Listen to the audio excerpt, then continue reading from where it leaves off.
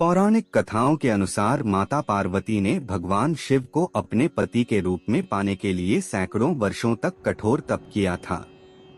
उनकी तपस्या को देखकर देवताओं ने शिवजी से देवी पार्वती की मनोकामना पूरी करने की प्रार्थना की थी। इसके बाद भोलेनाथ ने सप्तर्षियों को पार्वती जी की परीक्षा लेने के लिए भेजा। इस परीक्षा के दौरान सप्तर्षियों ने शिवजी के ढेरों अवगुणों को बताते हुए माता पार्वती से शिव जी से विवाह न करने का कहा। लेकिन पार्वती जी अपने निर्णय से टस से मस नहीं हुई। इस पर खुद भोलेनाथ ने माता पार्वती की परीक्षा लेने का निर्णय लिया। माता पार्वती के तप से प्रसन्न होकर शंकर जी उनके सामने प्रकट हुए और उन्हें वरदान देकर अंतर्ध्यान हो गए।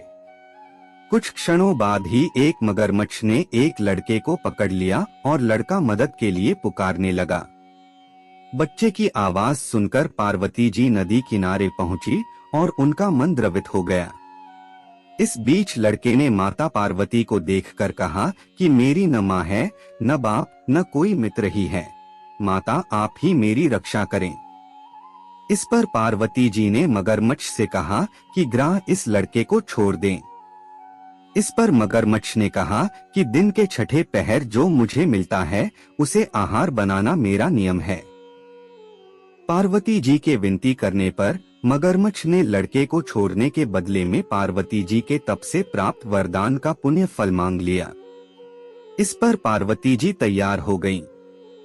मगरमच्छ ने बालक को छोड़ दिया और तेजस्वी बन गया। अपने तप का फलदान करने के बाद पार्वती जी ने बालक को बचा लिया और एक बार फिर भोलेनाथ को प्रसन्न करने के लिए तप करने बैठ गईं। इस पर भोलेनाथ दोबारा प्रकट हुए और पूछा कि तुम अब क्यों तप कर रही हो? मैंने तुम्हें पहले ही मनमांगा दान दे दिया है।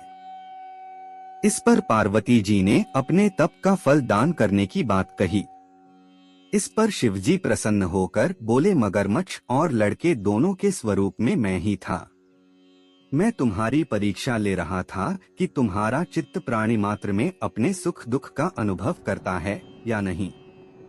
तुम्हारी परीक्षा लेने के लिए ही मैंने ये लीला रचाई थी। अनेकों रूप में दिखने वाला मैं ही एक सत्य हूँ। अनेक शरीरों में नजर आने वाला मैं निर्विकार हूँ। इस तरह पार्वती जी शिव जी की परीक्षा में उत्तीर्ण हुई और उनकी अर्धांगिनी बनी।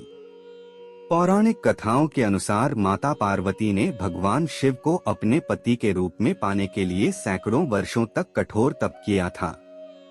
उनकी तपस्या को देखकर देवताओं ने शिवजी से देवी पार्वती की मनोकामना पूरी करने की प्रार्थना की थी। इसके बाद भोलेनाथ ने सप्तर्षियों को पार्वती जी की परीक्षा लेने के लिए भेजा।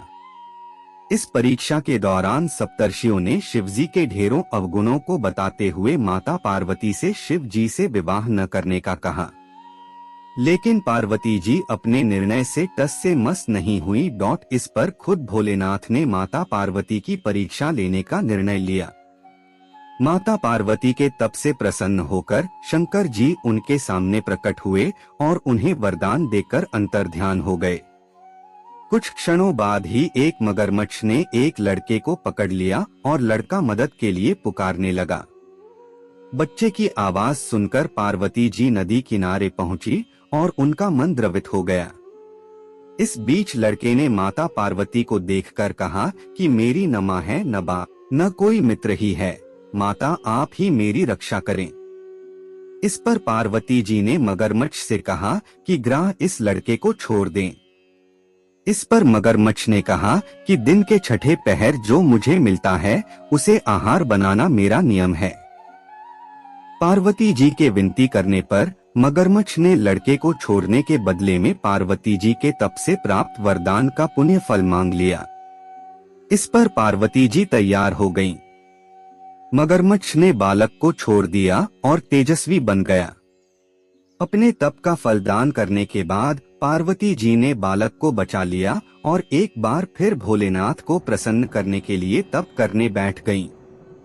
इस पर भोलेनाथ दोबारा प्रकट हुए और पूछा कि तुम अब क्यों तप कर रही हो? मैंने तुम्हें पहले ही मनमांगा दान दे दिया है। इस पर पार्वती जी ने अपने तप का फल दान करने की बात कही। इस पर शिवजी प्रसन्न होकर बोले, मगरमच्छ और लड़के दोनों के स्वरूप में मैं ही था। मैं तुम्हारी परीक्षा ले रहा था कि तुम्हारा चित्त प्राणी मात्र में अपने सुख दुख का अनुभव करता है या नहीं। तुम्हारी परीक्षा लेने के लिए ही मैंने ये लीला रचाई थी।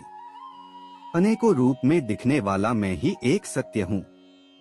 अनेक शरीरों में नजर आने वाला मैं निर्विकार हूँ।